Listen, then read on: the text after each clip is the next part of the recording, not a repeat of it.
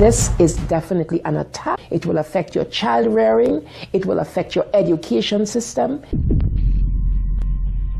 This is instructions for the teacher in the classroom to ask her or his students, how do people express their sexual feelings? What is abstinence? And here are some answers. Oral sex, masturbation, anal sex, massage, holding hands, touching each other's genitals, saying, I like you.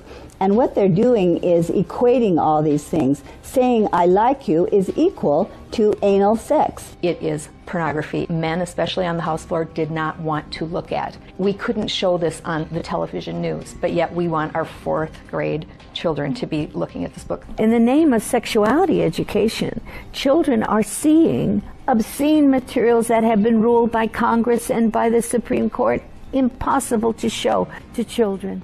An online CSE program for African youth called The World Starts With Me tells children that sexuality includes oral sex and masturbation. It then tells them it's their own choice if they want to lose their virginity. It shows children pictures of naked girls and boys in various stages of development, and then asks them to point out differences in their private parts.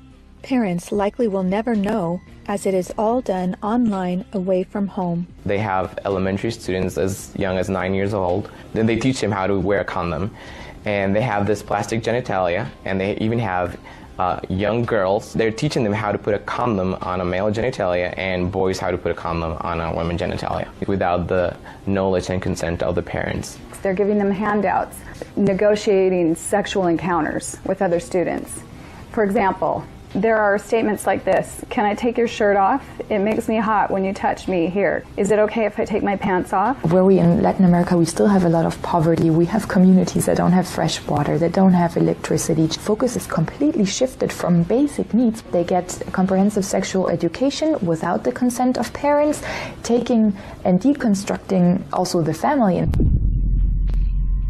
My brother Luigi and I had an opportunity to go to the United Nations and give a speech on the UN floor. I told them how Planned Parenthood was passing out a booklet for HIV-positive youth at the United Nations called Healthy, Happy, and Hot. This is for the kids who have AIDS. It teaches about sexual pleasure through masturbation, with same-sex partners, and even if you are drunk. This pamphlet called Healthy, Happy, and Hot tells young people that you have the right not to disclose your HIV status to a sexual partner if you're not comfortable. It also tells young people that are HIV positive that if they decide with their partner not to wear a condom, that's their decision. The World Health Organization standards for sexuality education in Europe actually suggest that children ages 0 to 4 should be given information about masturbation and given the right to explore their gender identities. For ages 4 to 6, children should be taught about same-sex relationships and respect for different norms regarding sexuality. The interests of organizations like UNFPA and IPPF is to get parents out of the picture and to radicalize and sexualize children. UNFPA has tried to convince my country to change our positions on issues such as reproductive rights and comprehensive sexuality education. Madam Chair, does the UNFPA think it can do this because Nauru is the smallest member state of the United Nations? The Nigerian government was actually told by the Western countries that if they do not give in, that they will be denied foreign aid.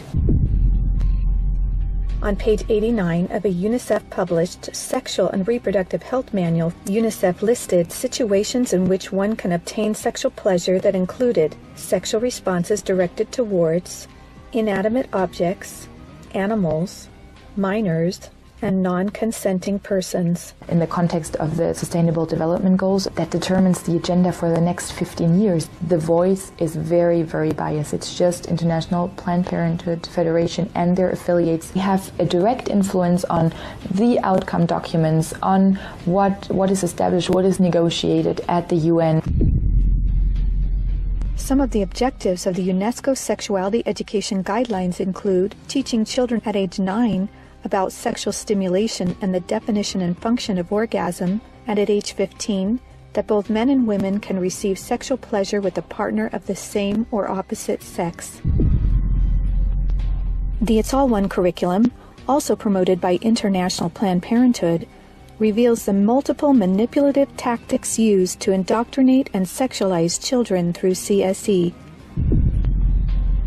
Like other CSE programs, It's All One claims, among other things, to be evidence-based, comprehensive, human rights, gender-sensitive, and culturally appropriate education that will increase young people's responsible decision-making, to reduce adolescent rates of pregnancy and sexually transmitted infections, including HIV.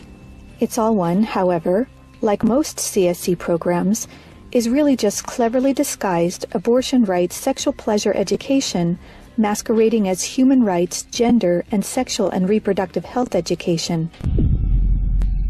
It aggressively promotes abortion.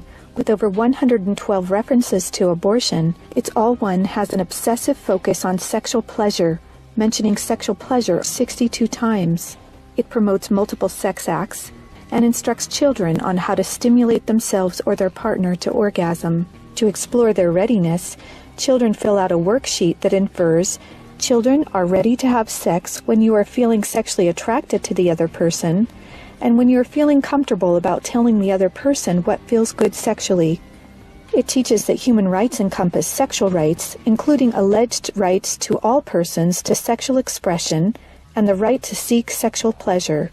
Hooking children on sex is a multi-billion-dollar business for Planned Parenthood and other similar organizations. This is because children, or prospects, once sexualized, become Planned Parenthood customers, dependent upon their services. Comprehensive sexuality education programs are disguised under many names. They may be called comprehensive sex or sexual education, education on human sexuality, reproductive health education, information on sexual and reproductive health, family life education, teen pregnancy prevention, rape prevention, anti-bullying programs, HIV/AIDS prevention, and sometimes even abstinence or abstinence plus education. CSE programs usually falsely claim to be age-appropriate, evidence-based, healthy sexuality education that will prevent teen pregnancy, sexual abuse, STDs, and HIV.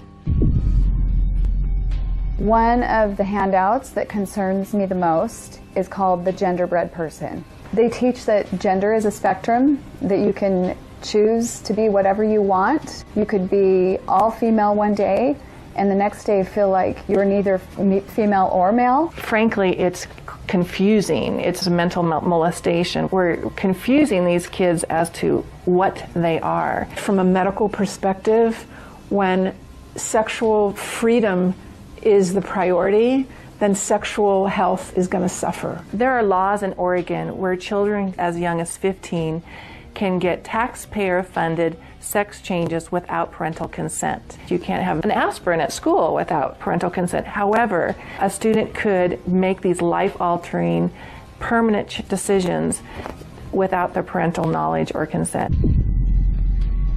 Sexual rights, sexual education movements began with Dr. Alfred C. Kinsey. Kinsey actually had pedophiles measure with a stopwatch how many children could achieve what he called orgasms within a 24-hour period. Today, comprehensive sexuality education is based on this philosophy that children are sexual from birth, created by Kinsey. Say no to CSE! Say no to CSE! We've got to stop it.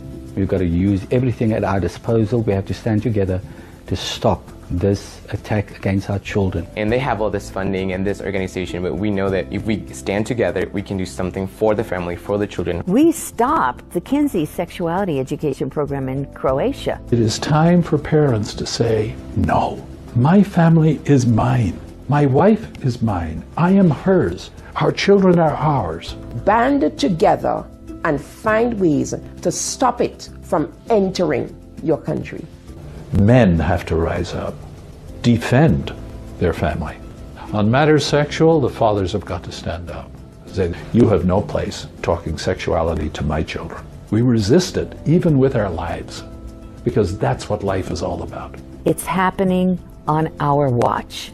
If we don't do something about it, it is all of us that carry that guilt. To learn more and to sign the petition to stop comprehensive sexuality education, go to stopcse.org. Together, we can and will protect the world's children.